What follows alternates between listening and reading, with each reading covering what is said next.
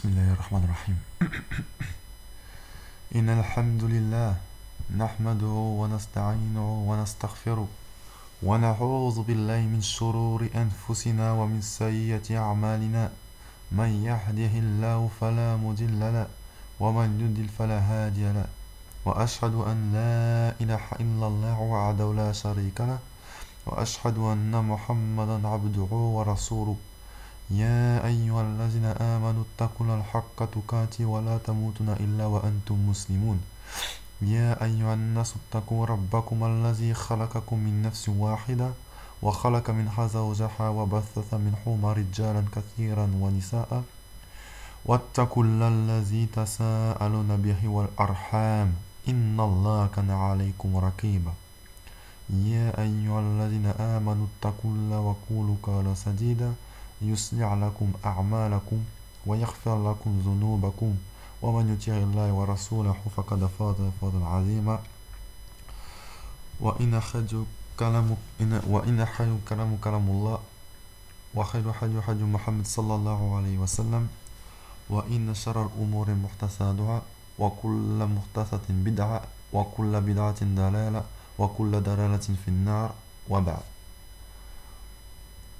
Donc aujourd'hui, Inch'Allah, on continue le cours de Usul al-Thalatha, du livre de Cheikh Mohammed ibn Abdul Wahhab, avec le Sharh de Cheikh al-Uthaymin, rahimahullah, donc tiré également des explications de Cheikh Sulayman al-Haïti, qui est donc un cheikh qui a étudié à Médine. Inch'Allah, on va essayer de peut-être faire le cours en une seule partie. Peut-être ça va être un petit peu plus court que d'habitude, puisqu'on finit l'introduction. Et je ne sais pas exactement combien de temps ça va nous prendre. Inch'Allah, on va pas commencer le premier fondement aujourd'hui, on va juste finir l'introduction, parce que sinon, on va mélanger. Donc, on va commencer par faire un petit résumé rapide de ce qu'on a vu jusqu'à présent. Et puis, voilà. Donc, on avait vu dans les cours précédents qu'il y avait d'abord 4 choses qu'il fallait apprendre. Al-ilm, c'est-à-dire la science. Ensuite, al-amaru, c'est-à-dire la mise en pratique. La troisième, ad-da'watu ilayhi, c'est-à-dire appeler, inviter les gens. Et rabi'an as-sabr, quatrièmement la patience. Et on avait vu comme preuve la sourate al-Asr. Et on avait détaillé un petit peu. Ensuite, on avait vu 3 autres catégories qu'il fallait connaître. On avait vu qu'Allah nous a créés, nous a donné notre subsistance, nous a donné un but, et il nous a envoyé un messager, et celui qui lui obéit entrera au paradis, et celui qui lui désobéit entrera en enfer. La deuxième chose, on avait vu qu'Allah n'agrée pas qu'on lui associe quoi que ce soit dans son adoration, ni un ange, ni un prophète, ni quoi que ce soit. Et la troisième, on avait vu que celui qui croit en Allah et en son messager, qui obéit à Allah et à son messager, il aime les alliés d'Allah, et il se désavoue, il déteste les ennemis d'Allah. Il aime ceux qui sont sur le tawhid, et il déteste les gens de l'égarement et de l'innovation. Et donc on va voir aujourd'hui la troisième partie de l'introduction. Troisième partie de l'introduction. Bismillah, comme d'habitude, je commence à lire le texte original en arabe, et Inch'Allah, on donne les explications en français. Bismillah. Yaqul Cheikh Mohammed ibn Abdul Wahhab rahimahullah, i'lam arshadaka Allah lita'ati an hanifiyya mila Ibrahim an ta'budu Allah wahdahu mukhlisina lahu ad-din wa bidhalika amara Allah jami'a an-nas wa khalaqahum laha kama qala ta'ala wa ma khalaqatul jinni wal insa illa liya'budun fi surah az-zariyat wa ma'na يعبدوني يوحيدني وأعظم ما أمر الله به التوحيد وهو إفراد الله بالعبادة وأعظم ما نهى عن الشرك وهو دعوة خيل معه والدليل قوله تعالى واعبد الله ولا تشرك به شيئا في سورة النساء. Donc le cheikh il dit, premièrement, sache qu'Allah t'oriente vers son obéissance que la Hanifiya, la Mia Ibrahim, consiste à adorer Allah, l'unique, en lui vouant un culte sincère. Donc, Arshadak Allah, il y a une note de Cheikh Rassaymin, il dit ça vient de Ar-Rust, Rust, qui est la droiture. Il s'agit de la droiture sur le chemin de la vérité. Donc c'est Allah il t'oriente sur la droiture. Donc le Cheikh il te dit qu'Allah t'oriente sur la droiture. Ensuite il te dit l'ita'ati, c'est l'obéissance. Ta'ati, l'obéissance. Donc ça, l'obéissance on va la définir de la façon suivante. Mettre en accord, c'est se mettre en accord avec ce qui est demandé. Yani, ça veut dire il faut faire ce qui est demandé. Donc faire ce qui est demandé, ça comprend deux choses. Appliquer ce qu'on nous a ordonné et délaisser ce qu'on nous a interdit. Et ensuite, donc le cheikh il te dit il faut qu'Allah t'oriente vers la Hanifiya, Mira, Ibrahim. La Hanifiya, c'est la voie religieuse qui s'oppose au polythéisme. Les Hunafa, c'était à l'époque où la Mecque était polythéiste, les Hunafa, avant le prophète Mohammed sallallahu alayhi wa sallam, les Hunafa, qui a donné le mot Hanifiya, c'était les gens qui étaient sur le monothéisme. Yani, c'était les gens qui n'adoraient Allah lui seul, sans lui donner d'associé. On les appelait les Hunafa. Et ça donne le mot Hanifiya. Et donc, chaque prophète était un Hunafa. Et Ibrahim, alayhi salam, est connu comme, on pourrait dire, le père du monothéisme. Al-Hunafa Ibrahim. C'est celui qui était sur le monothéisme. Non. Donc, la Mia, c'est la voie religieuse. Et la Hanifiya, c'est la voie religieuse qui s'oppose au polythéisme. Donc, yani le shir, il te fait un dua dans cette introduction en te disant qu'Allah t'oriente vers la voie religieuse d'Ibrahim, c'est-à-dire d'adorer Allah seul, sans associé, et de ne pas sombrer dans le shirk. Et après, donc, il te dit, c'est Ibrahim. Et Ibrahim, Khalilullah, c'est l'ami privilégié du très miséricordieux. Allah dit dans le Coran, dans la sourate An-Nisa, au verset 125,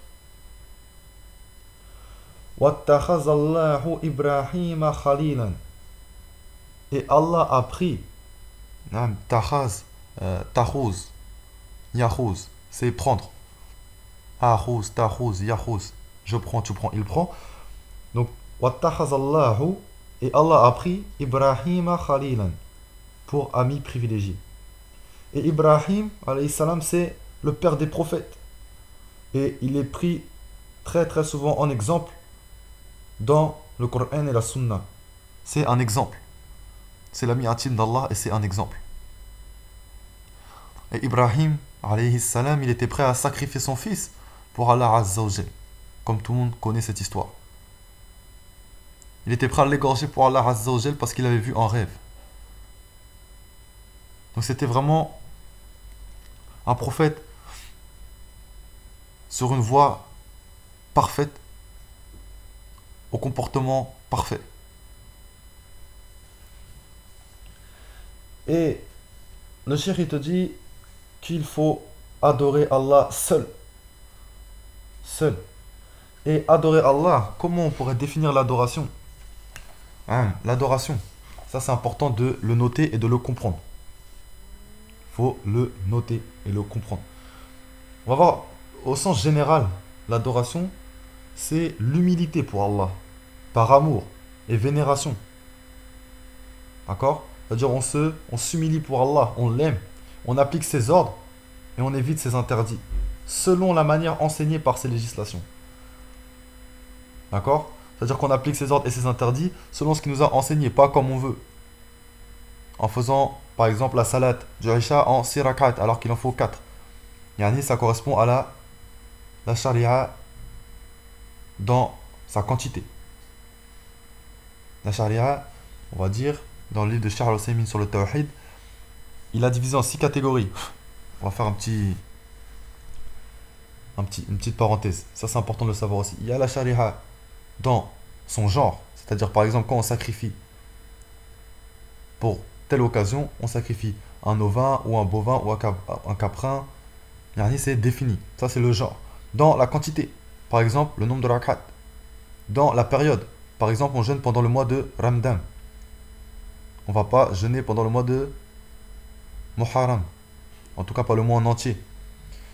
La sharia dans son lieu, yani le pèlerinage, il se fait à la Mecque. La sharia dans la cause. La sharia dans la cause.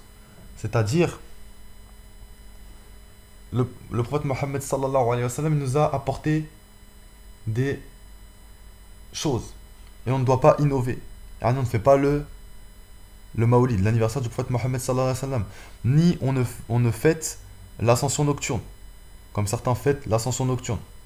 Quand le prophète sallallahu alayhi wa sallam, à l'Isra, il a été élevé au ciel. Yani ça c'est la législation dans la cause. Voilà. Donc, le fait d'appliquer les ordres d'Allah et d'éviter ses interdits selon la manière enseignée par les législations, c'est déterminant. Allah nous a enseigné, on a la charia, on a tout, on a les explications, et on le fait que ce que le prophète Mohammed sallallahu alayhi wa sallam a fait. Et Cheikh al-Islam ibn Taymiyyah, rahimallah, il a parlé lui aussi de l'adoration, il a fait une définition qui est un petit peu plus particulière, on va dire. Il a dit, l'adoration est un nom de portée générale qui englobe toute parole ou acte, apparent ou caché, qu'Allah aime et agrée, comme la peur, la crainte, la confiance, la prière, la zakat, le jeûne et les autres pratiques cultuelles de l'islam. Donc, l'adoration, on résume, c'est toute parole ou acte, apparent ou caché, qu'Allah aime et agrée. Et après, il a donné des exemples. Parole ou acte, apparent ou caché, qu'Allah aime et agrée. Ça doit rentrer dans la tête. Si on vous demande ce que c'est l'ibada, l'adoration, ça doit être clair. Puisqu'Allah dit وَمَا خَلَقْتُ الْجِنَّ وَالْإِنسَ إِلَّا لِيَعْبُدُونَ. Je n'ai créé les djinns et les hommes que pour qu'ils m'adorent, comme on va le voir après. Comment on peut adorer Allah si on ne connaît pas la définition du terme adoration? Et ensuite, le shir, il parle de la sincérité. Il dit, tu suis la voie d'Ibrahim, tu adores Allah avec sincérité. Al-Ikhlas. Al-Ikhlas, c'est la sincérité. Il y a d'ailleurs une sourate qui porte ce nom-là. Qul huwallahu ahad, Allahu samad. Lam yalid wa lam yulad wa lam yakun lahu kufuwan ahad. Al-Ikhlas, c'est la purification. C'est-à-dire que la personne, elle recherche dans l'adoration la face d'Allah Azza wa Jal et le paradis et les bienfaits d'Allah, et de telle façon qu'elle ne lui associe rien dans l'adoration, ni un ange ni un prophète. C'est-à-dire, tu adores Allah seul pour le voir Yawmul Qiyamah, pour le paradis, pour qu'Allah t'accorde ses bienfaits. Ça c'est Al-Ikhlas. Si tu adores Allah dans cette intention-là, non, c'est ok. Si c'est une autre intention, Wallahu a'lam, mais il faut se méfier. C'est pour ça qu'il faut toujours reformuler son intention. Pour qui je fais ça? Pourquoi je fais ça? Toujours dire Bismillah avant les actions, pour se rappeler que c'est pour Allah. Et vérifier dans son cœur si cette action elle est vraiment pour Allah. Si elle n'est pas pour Allah, corriger son intention. C'est la base. Parce que il y a deux, on l'avait mentionné il me semble, il y a deux conditions pour qu'une adoration elle soit acceptée. Al-Ikhlas, c'est-à-dire la sincérité comme on vient de le dire. C'est-à-dire on fait pour Allah, on adore pour Allah, pour voir Allah, pour entrer au paradis, pour être protégé du feu de l'enfer, pour qu'Allah nous donne ses bienfaits.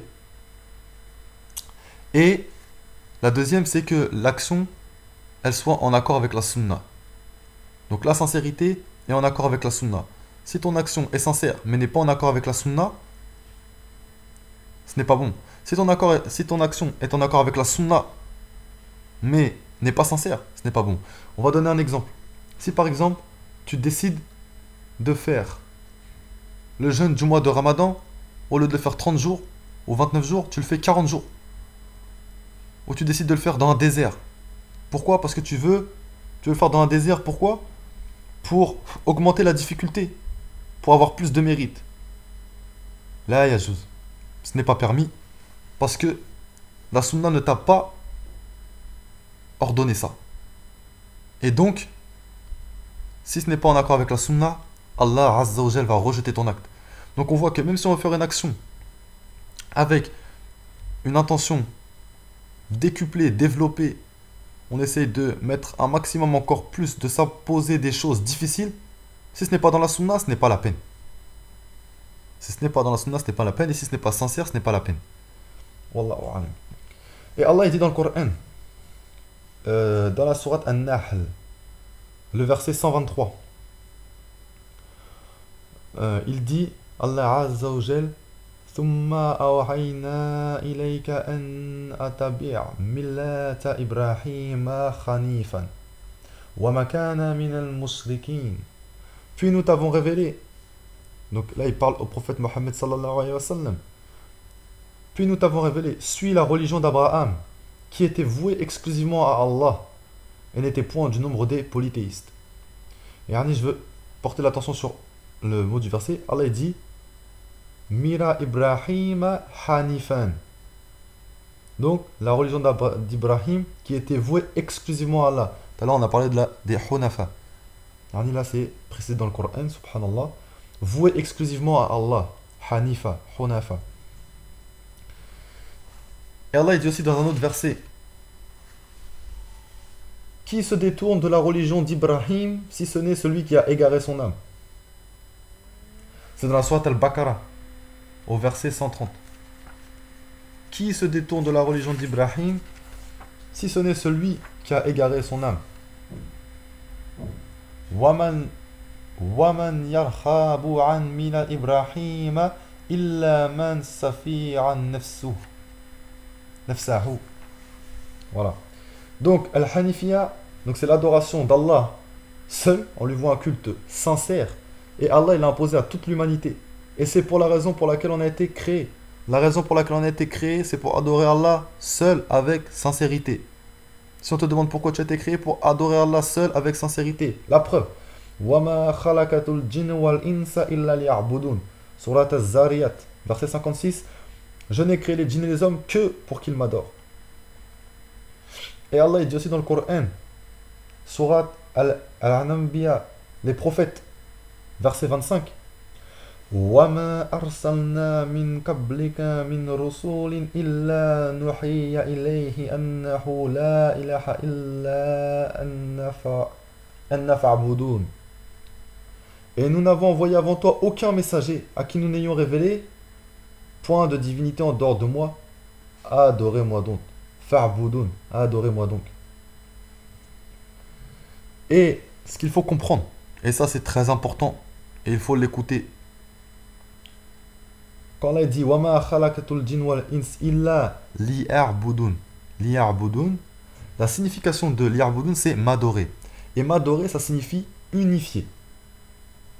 Unifier. Ça signifie l'unicité d'Allah. C'est une des significations que revêt le terme adoration.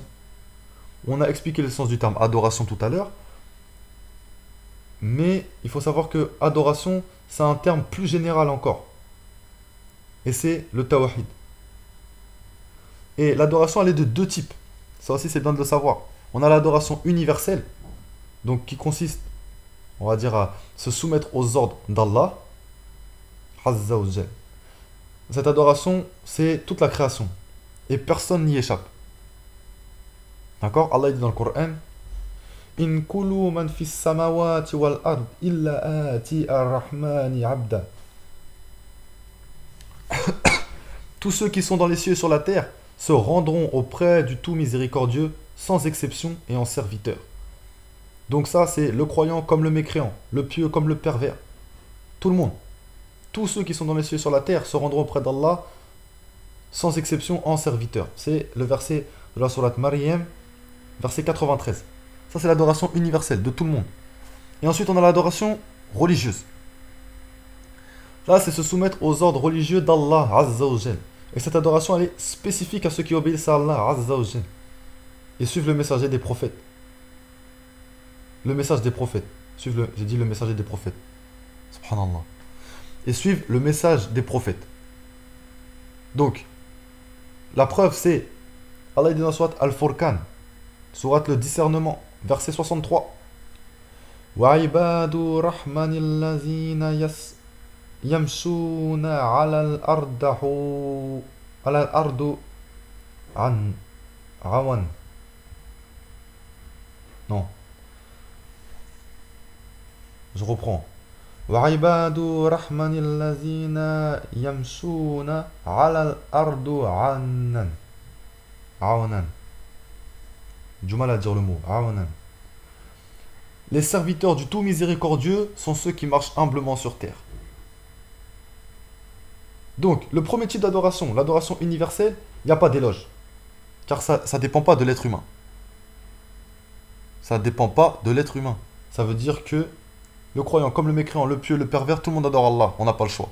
Et on va retourner près de lui, il nous l'a dit. La deuxième adoration, par contre, elle mérite l'éloge. Car elle engendre la patience dans la difficulté. D'accord? Ça, c'est important de savoir qu'il y a deux types d'adoration. On va définir le tawhid.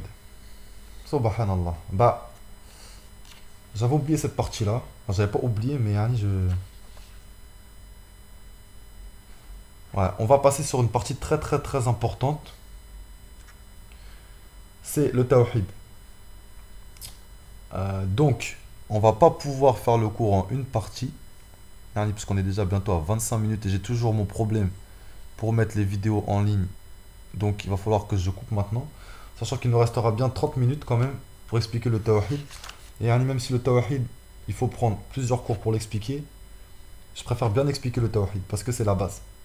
La base de l'islam, c'est la ilaha illallah.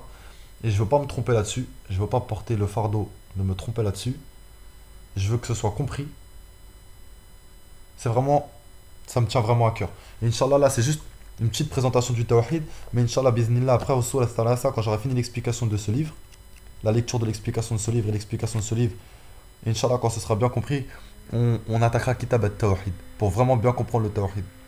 Parce que c'est la clé du paradis. Le tawhid, c'est la clé du paradis. Le prophète sallallahu alayhi wa sallam a dit dans un hadith rapporté par Al-Bukhari et Muslim et Ahmed: quiconque atteste qu'il n'y a pas de divinité digne d'être adorée si ce n'est Allah, unique et sans associé, que Mohammed est son serviteur et messager, que Isa est le serviteur d'Allah et son messager, sa parole qu'il envoya à Maryam et une âme venant de lui, que le paradis est vérité, wal jannatu haq, wal jahima haq, et que l'enfer est vérité, entrera au paradis quels que soient ses actes. Et dans un autre hadith rapporté par Al-Bukhari et Muslim, Allah a interdit au feu de l'enfer de toucher une personne attestant qu'il n'y a pas de divinité en droit d'être adorée, ce n'est Allah, recherchant par là le visage d'Allah. C'est ce qu'on disait tout à l'heure, la sincérité.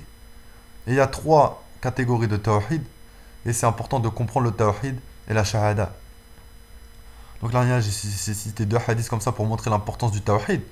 Parce que toute personne qui fait des péchés, mais qui meurt en ayant pratiqué la ilaha illallah, en ayant compris la ilaha illallah, entrera au paradis. Alors qu'une personne qui n'a pas compris ou qui n'a pas appliqué la ilaha illallah restera en enfer. Donc même si une personne commet des péchés, si elle pratique et qu'elle comprend la ilaha illallah, elle entrera au paradis. Même si elle doit passer un temps en enfer pour se purifier de ses péchés.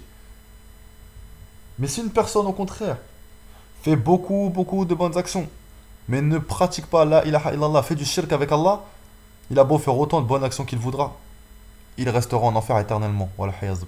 C'est pour ça que le tawhid, c'est un enjeu majeur. La clé du paradis, c'est le tawhid. Et c'est un enjeu majeur. Et on ne peut pas passer sur le sujet en aussi peu de temps. Donc je préfère, Inch'Allah, faire le cours en deux parties. Donc vous trouverez la partie à la suite. Je mettrai le lien juste après, Inch'Allah. سبحانك اللهم وبحمدك أشهد أن لا إله إلا أنت أستغفرك وأتوب إليك جزاك الله خيرا السلام عليكم ورحمة الله